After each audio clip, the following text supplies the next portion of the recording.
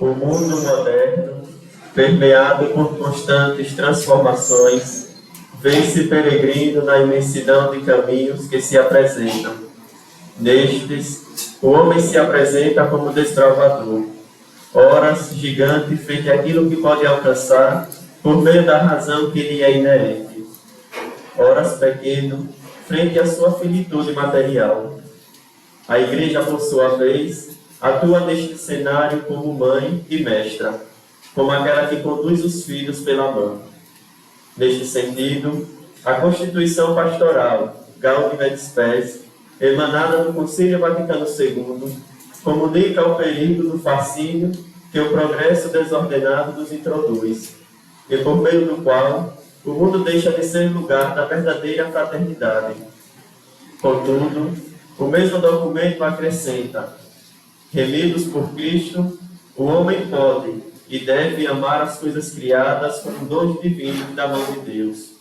Dessa forma, o caminho pautado no amor será aberto a todos os homens, e será útil o esforço para restaurar a fraternidade universal, que começará nas circunstâncias odiernas da vida, e dentre estas encontrará a plenitude no exercício da justiça, virtude essencial na promoção do bem comum. Estimados irmãos e irmãs aqui presentes, boa noite. Sejam todos bem-vindos. Estamos iniciando o segundo dia da 18ª Semana de Teologia no Seminário Maior Nossa Senhora da Conceição, da província eclesiástica de Aracaju. Saudamos de modo especial o corpo formativo desta instituição, o magnífico reitor, Padre Carlos Henrique Santos, o vice-reitor, Padre Valmir Soares, o Padre Manuel Luiz, diretor espiritual e ecônomo deste seminário, e o Padre Rony Denison, diretor acadêmico desta casa formativa. Nossos cumprimentos se estendem aos diletíssimos seminaristas desta casa formativa, bem como também aos nossos visitantes. Nesta edição, estamos abordando a seguinte temática: a Igreja Católica e o ordenamento jurídico brasileiro.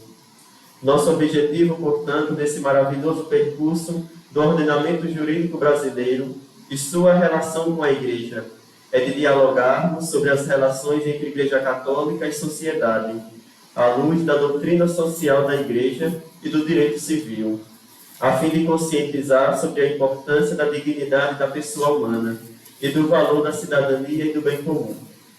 Para tanto, buscar-se-á o estabelecimento de uma comprovação discursiva, pautada na doutrina social da Igreja, a partir de explanações derivadas dos senhores mediadores e palestrantes, a fim de alargarmos os nossos horizontes acerca da nossa história.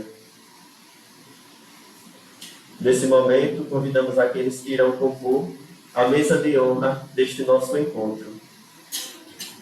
Convidamos o magnífico reitor dessa instituição, Padre Carlos Henrique Santos. O acolhemos com as nossas palmas.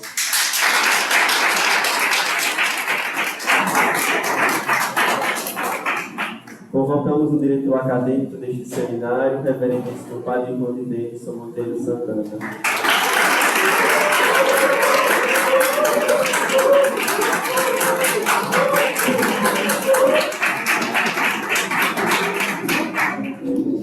Também convidamos neste momento a doutora Camila Tavares Silva, integrante da JUCAP.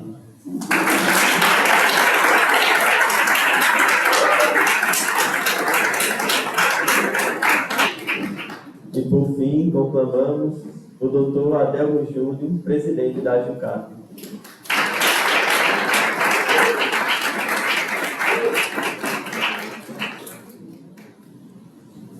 Convocamos neste momento, para mediar essa conferência, o doutor José Dalmo Dias Santos Júnior, graduado em Direito pela Universidade Tiradentes e pós-graduado em Direito Civil e Consumidor pela Escola do Judiciário de Sergipe, membro da Comissão Especial para a Liberdade Religiosa da OAB Sergipe. As nossas palmas.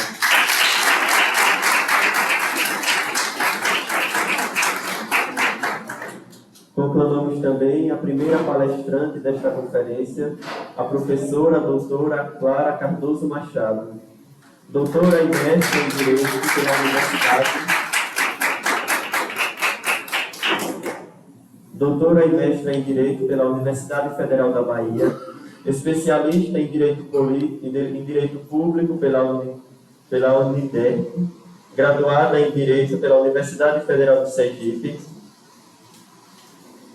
professora do Programa de Pós-Graduação em Direitos Humanos da Universidade Tiradentes, na linha Direitos Humanos, Novas Tecnologias e Desenvolvimento Sustentável, da graduação em Direito da Universidade Tiradentes e de cursos de pós-graduação da Universidade Tiradentes e da Escola Judicial de Sergipe, coordenadora do Grupo de Pesquisa Direitos Fundamentais, Novos Direitos e Evolução Social, advogada militante em Direito Público e Empresarial.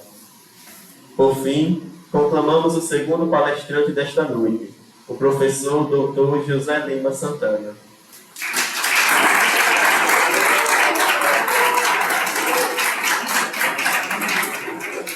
Doutor em Educação pela Universidade Federal de Sergipe, mestre em Direito pela Universidade Federal do Ceará, bacharel em Direito pela Universidade Federal de Sergipe, professor da Universidade Federal de Sergipe desde 1996, exerceu diversos cargos na administração pública, membro da Academia Sergipana de Letras, Academia Sergipana de Letras Jurídicas e Academia Sergipana de Educação, autor e coautor de diversos livros na área do direito, romance, poesia, contos e educação. Publicou mais de 690 artigos em jornais e revistas. Para mediar a conferência de hoje com a seguinte temática: liberdade religiosa, direitos humanos e dignidade da pessoa humana. Passamos a palavra ao Dr. Dalmo Dias Santos Júnior. Nossas palmas.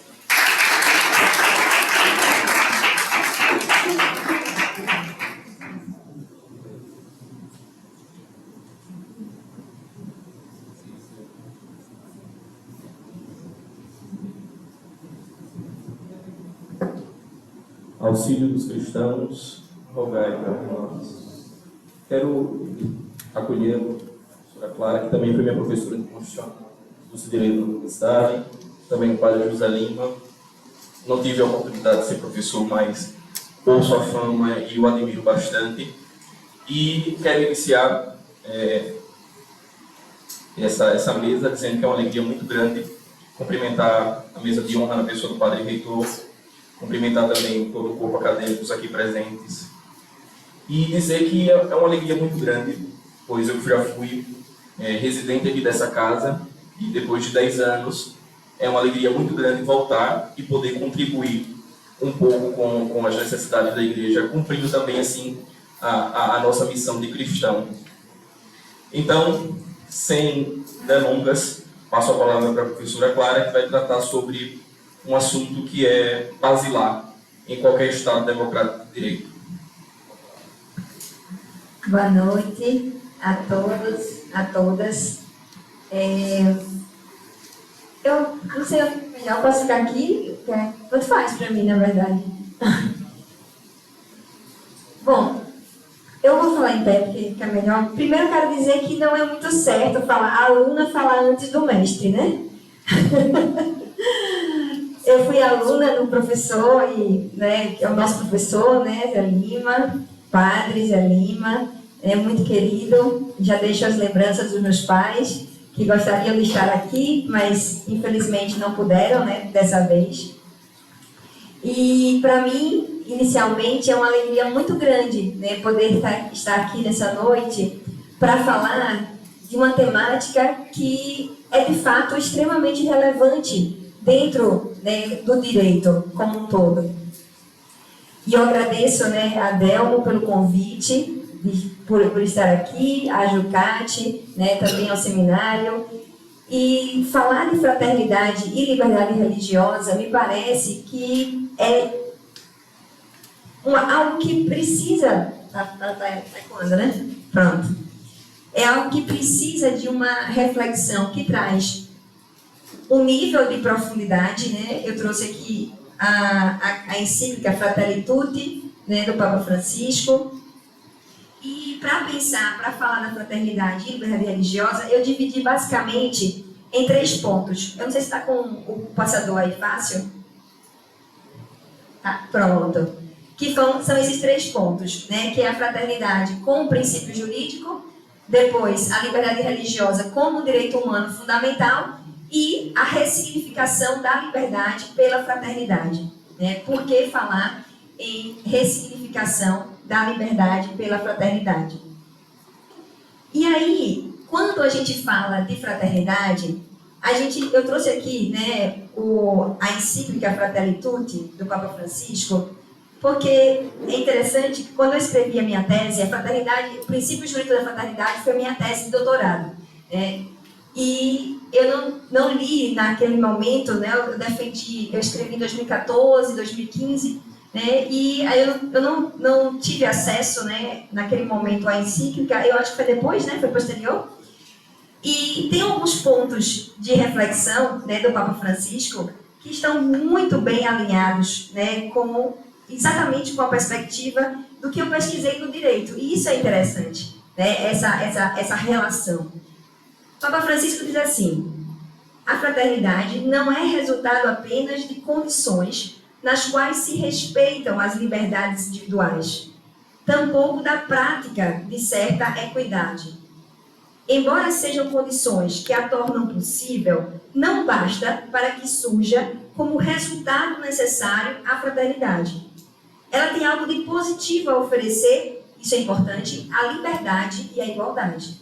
Então, a fraternidade, ela é importante à liberdade.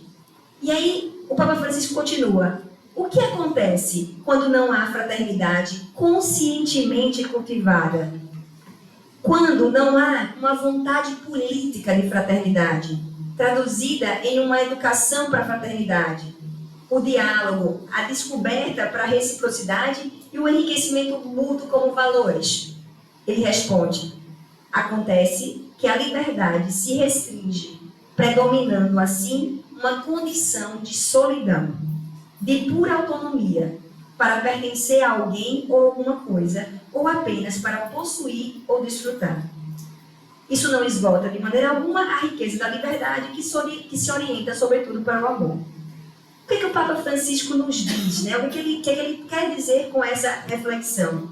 Na realidade, ele traz, quando a gente pensa, né, nos 3 valores, liberdade, igualdade e fraternidade, é que sem a fraternidade, a liberdade ela pode gerar arbítrios, ela pode gerar intolerâncias, ela pode gerar uma ausência de liberdade real, porque a liberdade real ela tem que ser filtrada pela fraternidade. E esse é um ponto importante para a nossa reflexão.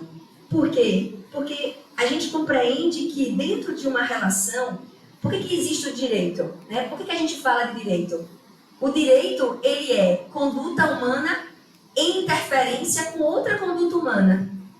E essa conduta em interferência com a outra, ou seja, essa relação, ela tem que ser uma relação de reciprocidade, de reconhecimento e, obviamente, de liberdade pautada pela fraternidade. Da mesma forma, a igualdade sem a fraternidade, ela não consegue se configurar.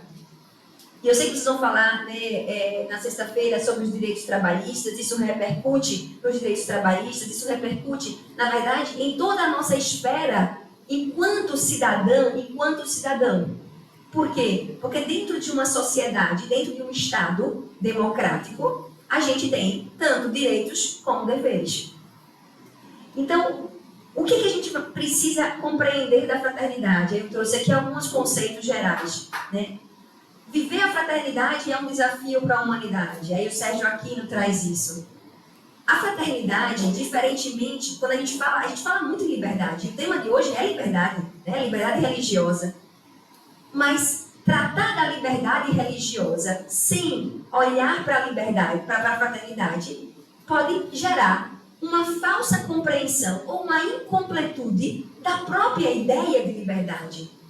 Por quê? Porque se nós, vamos voltar para o Papa Francisco, se nós focarmos na liberdade somente pautada no indivíduo, pode gerar um individualismo, ou seja, um hiperindividualismo típico da nossa sociedade atual, que faz com que você não entenda e não reconheça o outro, que pode ter um pensamento diferente de você, que pode ter ideias, né, formas de expressar a sua fé, que é diferente da sua.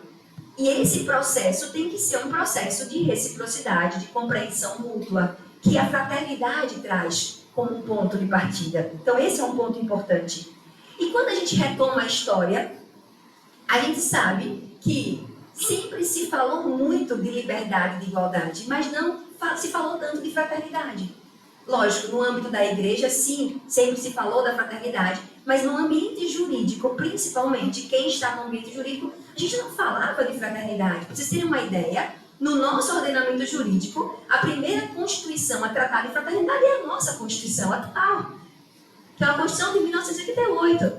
Então, a gente nunca tinha falado de fraternidade no ordenamento jurídico brasileiro. Isso é importante perceber. Então, a fraternidade ela foi esquecida. Ela foi esquecida de maneira proposital, de certa forma.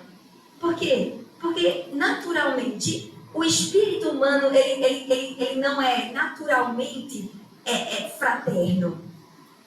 O nosso espírito, normalmente, nós atuamos para ser individualistas, né? Para ter o nosso modo de pensar, o nosso modo de agir. Né? Então, é difícil pensar a fraternidade, porque a fraternidade vai fazer com que nós tenhamos não apenas direitos em sociedade. A fraternidade traz incita nela mesma a perspectiva dos deveres humanos. E é muito importante compreender deveres humanos para se falar de liberdade religiosa. Porque você vai conseguir ir além do próprio individualismo, além do que você pensa daquele tópico, daquele conceito, daquela expressão de fé. Então, ele foi um princípio esquecido, foi uma promessa não cumprida do iluminismo, é um projeto de civilização e é a fraternidade, talvez, o maior desafio da humanidade. É um desafio contínuo. E se nós pararmos para refletir 2 anos atrás, 3 anos atrás, 2 anos, né, a pandemia, a gente viveu, talvez, um momento em que a fraternidade veio mais à tona. Por quê? Porque todo mundo estava numa condição, entre aspas, de igualdade que instigou a sociedade a ações de fraternidade, para além das ações de solidariedade que acontecem com mais frequência. O que eu quero dizer? Que o natural é sermos solidários. A solidariedade, diferentemente da fraternidade, ela traz uma visão verticalizada, ou seja, eu sou solidário, eu olho para o outro, eu tenho, às vezes, compaixão pelo outro. Mas, quando a gente olha para a fraternidade, a gente está dentro de uma relação de horizontalidade, de reconhecimento, de autonomia do outro. Você quer que o outro cresça com você. que o outro evolua com você. Isso é muito importante, acaba sendo bastante relevante. A diferença entre fraternidade e solidariedade, porque a fraternidade ela acaba sendo mais ampla que a própria solidariedade. Por isso, o desejo, né, e a missão da igreja de se conquistar, de se garantir, de se alcançar uma fraternidade universal. E quando a gente olha para o direito, a gente entende que todo direito deve ser repensado pela fraternidade. Essa é uma mudança de paradigma para o direito muito forte. Por quê? Quando a gente fala em direito, a primeira ideia que se vem é conflito, não é verdade? O direito, ele remete à ideia de conflito. Ele remete à ideia de litígio, de luta, de briga. Só existe o direito se existem conflitos. Normalmente é assim que se fala, porque é da relação intersubjetiva, da relação da intersubjetividade humana que surgem os conflitos e vem um direito para resolver o problema, não é verdade? Só que a gente repensa, a gente traz uma outra visão do direito. A gente traz um direito que vai trabalhar com o outro, para o outro, numa relação de horizontalidade. A gente traz o direito numa visão de alteridade, de reconhecimento. Da relação eu-tu é que também surgem relações jurídicas fraternas importantes dentro do ordenamento jurídico. E aí tem uma frase do Badiou, que é um dos estudiosos também da fraternidade, que ele vai dizer: a fraternidade é capaz de dar fundamento à ideia de uma comunidade universal. E aqui vem um ponto importante, de uma unidade de diferentes, na qual os povos vivam em paz entre si, sem o jugo de um tirano, mas no respeito das próprias identidades. Esse conceito ele é extremamente importante para se pensar a liberdade religiosa no sentido do respeito à diversidade, né? No respeito às diferentes formas de opinião, de expressão, de fé. E, como eu disse, em relação à nossa Constituição é a primeira Constituição a tratar de fraternidade, mas lá na Declaração Universal de Direitos Humanos, e a gente sabe, né, e afirma que a liberdade religiosa é um direito humano também, né? Então, é um direito humano e a fraternidade também está prevista lá na Declaração Universal de Direitos Humanos, quando se traz, no artigo 1º, o espírito de fraternidade, a importância desse espírito de fraternidade. E a nossa Constituição fala de construção de uma sociedade fraterna no preâmbulo. A gente costuma dizer no direito constitucional que a Constituição ela não utiliza expressões aleatórias. Ou seja, se tem uma expressão sociedade fraterna, é porque faz sentido se pensar a construção dessa sociedade fraterna. Mas como garantir essa fraternidade? Como se alcançar? O direito ele não parte do pressuposto que eu vou exigir, por exemplo, que Verônica seja fraterna. Não, tem que ser algo que venha de Verônica ser fraterna, ou agir com fraternidade. Porque não existe uma imposição direta dentro do ordenamento jurídico. Olha, você tem que ser fraterno. Não. A sociedade, a educação, a gente precisa criar uma cultura que faça com que o ser humano compreenda a fraternidade. E aí a gente vem para uma lógica de que a fraternidade ela é direito, mas ela tem também uma relação muito forte com o dever humano, que muitas vezes é esquecido em razão do excesso de individualismo das nossas sociedades. Isso a gente vai também explicar mais para frente. Mas o fato é que a ideia de fraternidade, ela remonta à própria ideia de comunidade. Porque vejam, quando a gente estava na época da pandemia, e que era obrigatório. Hoje algumas pessoas estão utilizando máscara aqui nesse ambiente. Ok. Mas quando era obrigatório, eu não estou dizendo, olha, você na sua liberdade, né, poderia deixar de usar a máscara. Não. É um dever na comunidade. Porque se eu não utilizar a máscara, eu vou atingir a liberdade do outro. O outro pode morrer, o outro pode ficar doente.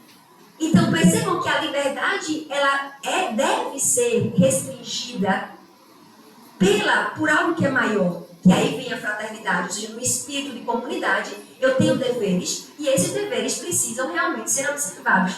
Eu gosto de dar um exemplo para os meus alunos, para as minhas alunas em sala de aula. Tem como você garantir, por exemplo, a erradicação da dengue só com o Estado? O Estado sozinho consegue erradicar a dengue? Não. Por quê? Porque tem que ter uma compreensão, um dever humano de que eu, na minha casa, não posso deixar água parada. Porque se eu deixar água parada, vai repercutir na comunidade. Isso é só para mostrar que dentro de uma comunidade, dentro de uma relação de comunidade, é necessário, sim, existirem deveres, e esses deveres fazem com que outros direitos de todos nós, sejam realmente efetivados e alcançados. Senão a gente não consegue alcançar aqueles direitos, né, efetivamente. Esse é um ponto importante. Pensando na liberdade religiosa, um exemplo que eu gosto muito é aquele que me parece extremamente excessivo e sem utilizar, né, essa ideia de fraternidade, é o exemplo do jornal Charlie Hebdo. Né? Vocês conhecem o caso lá da França, né, que gerou, enfim.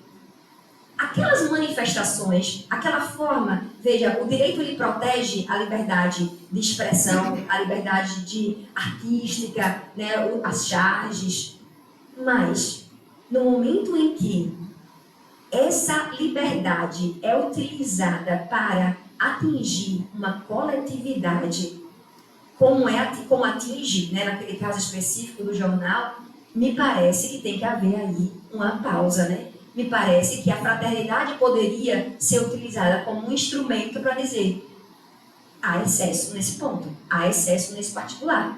Há uma violação, há uma coletividade daquelas pessoas, né, que efetivamente se sentem atingidas, porque eu me colocando no lugar do outro, né, que sofrem diante daquelas manifestações feitas em jornais, eu me sinto que é preciso repensar, é preciso rever. Então a fraternidade está aqui para ressignificar mesmo. Ela está aqui para olhar para aquela situação e dizer: bom, eu não estou fazendo censura, mas posteriormente àquele ato, verificando excessos, é preciso, pelo menos, haver aí uma necessidade de retirada de circulação, né, uma repreensão, porque atinge uma coletividade de uma forma excessiva, né, desarrazoada, acima do direito de crítica, muito acima do direito de crítica, porque você tem como fazer o direito de crítica sem atingir a própria essência da liberdade religiosa, né? E esse é um ponto interessante também, quando a gente fala diretamente da nossa temática. Então, a fraternidade, ela está aqui como um princípio, e ela vai ser utilizada pelo menos em 3 perspectivas. Ela é um equilíbrio entre liberdade e igualdade, ela deve ser utilizada nesse equilíbrio, e por isso é um contraponto ao direito, porque surgem deveres da própria fraternidade. Ela tem uma função de reconhecimento, e por isso ela vai explicitar a alteridade, né, a reciprocidade, que é um ponto importante também, né, dentro, até mesmo quando a gente olha para aspectos da igreja. E a função interpretativa, que é essa que eu acabei de dizer para vocês. Eu tenho uma situação e eu vou utilizar a fraternidade para repensar a aplicação de determinado direito. Então, a expressão fraternidade, ela vai ter essas 3 funções, e com isso a gente vai possibilitar que haja uma... E aqui me parece que é o ponto que eu mais debrucei, né, durante a tese, que é exatamente compreender a fraternidade dentro da perspectiva do dever. Por quê? Tem um sociólogo que é chamado Lipovetsky, que ele tem uma frase, né, do livro dele, que é a Sociedade Pós-Moralista.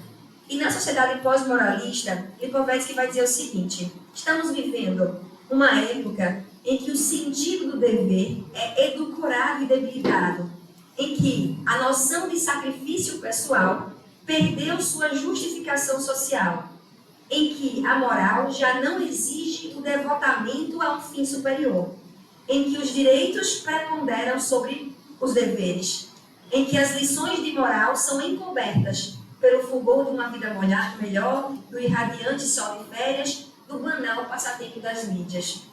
O que Lipovetsky quer dizer para a gente?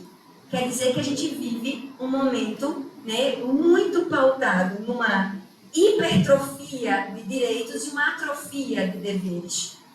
E o resgate desses deveres humanos me parece fundamental, até mesmo para a compreensão do ordenamento jurídico como um todo. Não apenas dentro da lógica, né, da liberdade enquanto direito humano, mas também da lógica de que dentro desse direito eu também tenho deveres em relação ao outro. A minha liberdade, ela deve existir até que eu atinja a liberdade do outro. E essa noção, né, de dever, na verdade, ela vem da Grécia Antiga. Enquanto na Grécia Antiga era virtuosa a pessoa que cumprisse deveres do Estado, né, tinha um código moral, né, teve, por exemplo, o influxo da ética, né, deveres muito pautados numa lógica de exigência do Estado, que fez com que, como os direitos não eram garantidos e só eram exigidos deveres, a gente disse, não, então nós não queremos mais deveres. É natural, né? Se só existem deveres e eu não tenho direito, então eu vou lutar pelos direitos e vou dizer, olha, não quero mais saber de dever. Isso foi ficando no nosso inconsciente. Mas, desde o preâmbulo da Declaração Americana de Direitos e Deveres, né, do Homem, existe uma frase que representa bem a importância do dever, porque vai dizer, o cumprimento do dever de cada um é exigência do direito de todos. Direitos e deveres integram-se correlativamente em toda atividade social e política do homem. Se os direitos exaltam a liberdade, olha que importante isso, se os direitos exaltam a liberdade, os deveres exprimem a dignidade dessa liberdade. Então, falar em liberdade religiosa, falar em liberdade como um todo, sem dever, é um contrassenso, visto que a nossa ação livre em comunidade, a nossa ação, a nossa liberdade, exige o respeito do outro e impõe uma convivência pacífica dos indivíduos, das pessoas. Obviamente que a gente não quer com isso, né, se falar de uma omissão do Estado, que o Estado não tem deveres, de forma alguma. A gente está trazendo uma visão de corresponsabilidade social. Como o dever ele surge, né, como sinônimo de uma sociedade patriarcal, é importante que a gente traga o aspecto matriarcal e o aspecto da alteridade que está presente na fraternidade. Então, os deveres que nós estávamos abordando de exigência de Estado devem ser repensados à luz da própria fraternidade. Então, há uma dificuldade de reconhecimento hoje de deveres humanos porque nós esquecemos a fraternidade. Se voltarmos a trazer a fraternidade para os debates, para o próprio direito, me parece que esse é um ponto importante, porque a gente sabe que na igreja a fraternidade universal, ela já é, né, um mandamento, está lá posto, que a gente dialoga, né, dentro da nossa fé, mas dentro do direito, esse aspecto precisa ser trazido com muita clareza. Por quê? Porque a fraternidade, ela está totalmente conectada a essa perspectiva de dever. E é ela que vai ressignificar a liberdade para dizer, para trazer que eu preciso sim ter deveres, principalmente quando a gente trabalha com determinados tipos de liberdade. O artigo 29 da Declaração Universal de Direitos Humanos vai dizer que o indivíduo tem deveres para com a comunidade, fora da qual não é possível o desenvolvimento da nossa personalidade. Olha que interessante.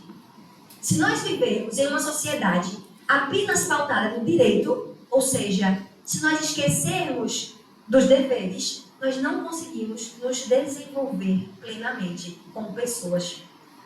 E isso tem uma ligação muito forte, né, dentro do espírito de comunidade, né, no espírito comunitário.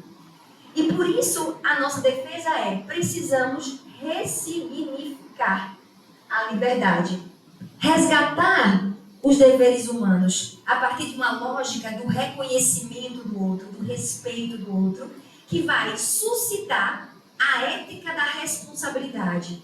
Ou seja, nós somos responsáveis uns pelos outros. Nós somos responsáveis uns pelos outros. Nós não podemos passar uma vida e olhar para o outro com indiferença, porque o outro é um outro eu, dentro da relação de fraternidade, do direito, aqui falando especificamente. Obviamente, quando a gente olha na relação humana, quando a gente pensa na dignidade da pessoa humana, a gente reconhece a dignidade exatamente por essa, né, que somos filhos de um mesmo pai, né, então tem essa ligação direta, mas aqui também, em relação ao direito, a gente traz isso com muita, né, veemência. A ética da responsabilidade suscita a fraternidade. Eu disse para vocês lá no início que a gente não pode impor o outro a ser fraterno, mas os deveres nos colocam em frente ao outro na esfera da nossa própria responsabilidade. E quando eu estou diante do outro, aí sim eu me mobilizo para ser fraterno. Então, o dever que mobiliza a fraternidade. Isso é um ponto também bastante interessante e importante. E o que é a liberdade religiosa, né, dentro desse contexto? A liberdade religiosa é um direito humano fundamental, direito previsto no artigo 18 da Declaração Universal dos Direitos Humanos, diz expressamente o artigo 18, toda pessoa tem direito à liberdade de pensamento, de consciência e de religião. Esse direito implica a liberdade de mudar de religião ou de convicção, assim como a liberdade de manifestar a religião, sozinho ou em comum, tanto em público como em privado, pelo ensino, pela prática, pelo culto, pelos ritos. Percebam, é uma liberdade extremamente ampla. E esse direito humano à liberdade religiosa, o Papa Francisco também trata na encíclica Fratelli Tutti com muita clareza. Deixa eu ver se eu encontro aqui a página que eu marquei, que ele fala exatamente da religião. Ó. As religiões a serviço da fraternidade. As várias religiões, ao partir do reconhecimento do valor de cada pessoa humana, o reconhecimento do outro, chamado a ser filho ou filha de Deus, oferecem uma preciosa contribuição para a construção da fraternidade e para a defesa da justiça na sociedade. Papa Francisco conectando completamente, exatamente ele falando fraternidade, direito, né? Defesa da justiça, o diálogo entre pessoas de diferentes religiões não se faz apenas, isso é muito importante, por diplomacia, amabilidade ou tolerância. Eu estava conversando com Verônica há pouco. A tolerância é o mínimo do mínimo. É o mínimo exigido do ser humano. O ser humano, no mínimo, tem que ser tolerante. Mas a fraternidade vai muito além da tolerância. Vai muito além.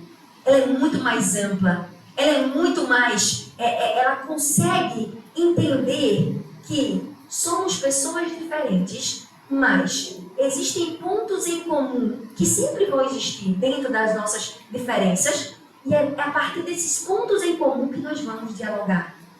Não adianta ir para o embate, não adianta ir para, agora vamos pensar o que nos diverge, o que é positivo. Não, vamos pensar especificamente o que nos une. Isso no direito a gente vai chamar de hermenêutica diatópica, tem nome para tudo no direito, né? Ou seja, é o pensar nos lugares comuns. A partir dos lugares comuns é que a gente vai dialogar com diferentes culturas. Eu não tenho como dialogar com diferentes culturas se não for a partir de lugares comuns. Esse é um ponto extremamente relevante.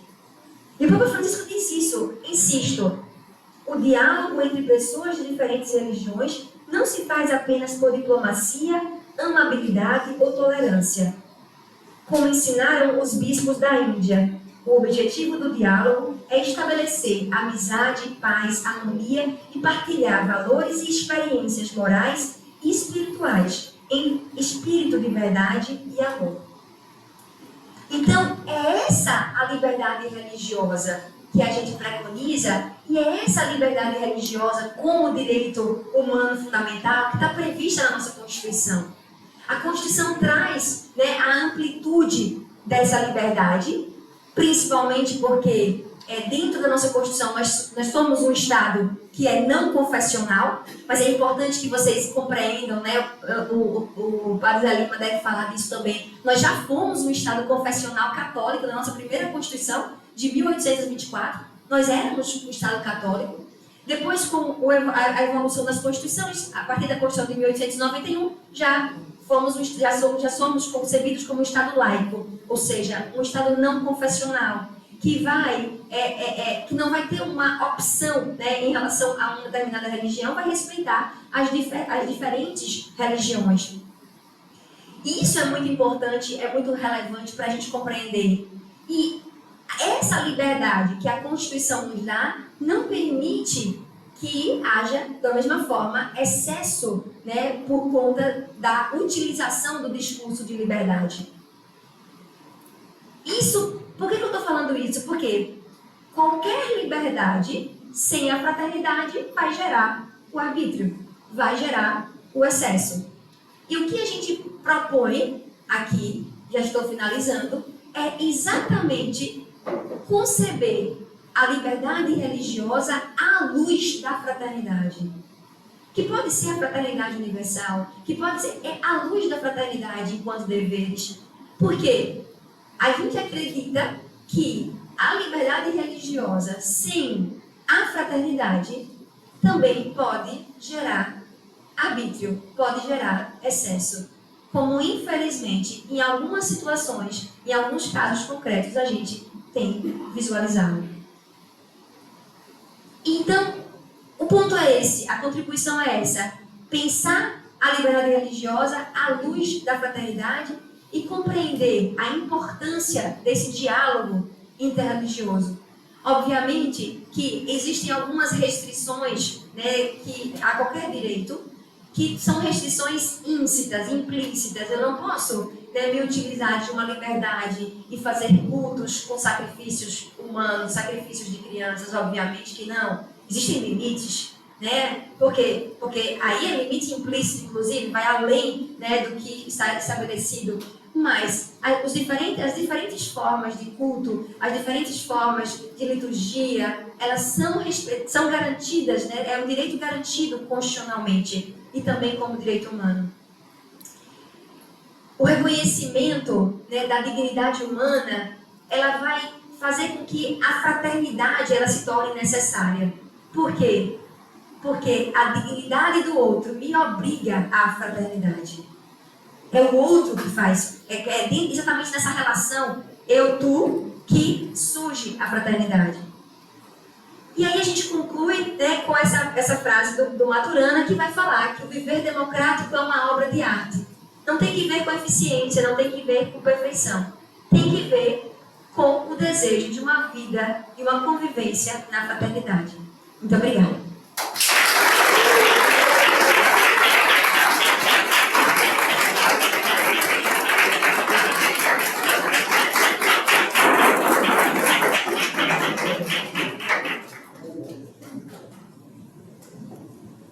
Chegamos ao nosso primeiro bloco de perguntas e aqui abrimos a participação dos nossos visitantes, dos seminaristas, aqueles que desejarem fazer o seu questionamento, tirar a sua dúvida, sintam-se livres.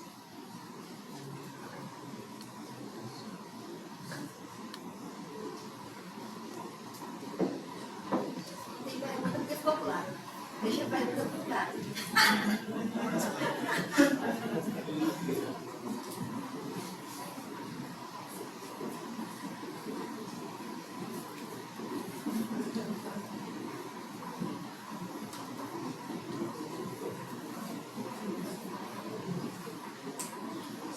Então, sem perguntas, podemos prosseguir para falar com o padre, caso alguém apontar. Vou pedir para o reitor fazer esse papel. Então, a gente passa agora a palavra para o padre e, caso alguém se encoraje, depois pode fazer pergunta ou voltar todos abertos aí para responder.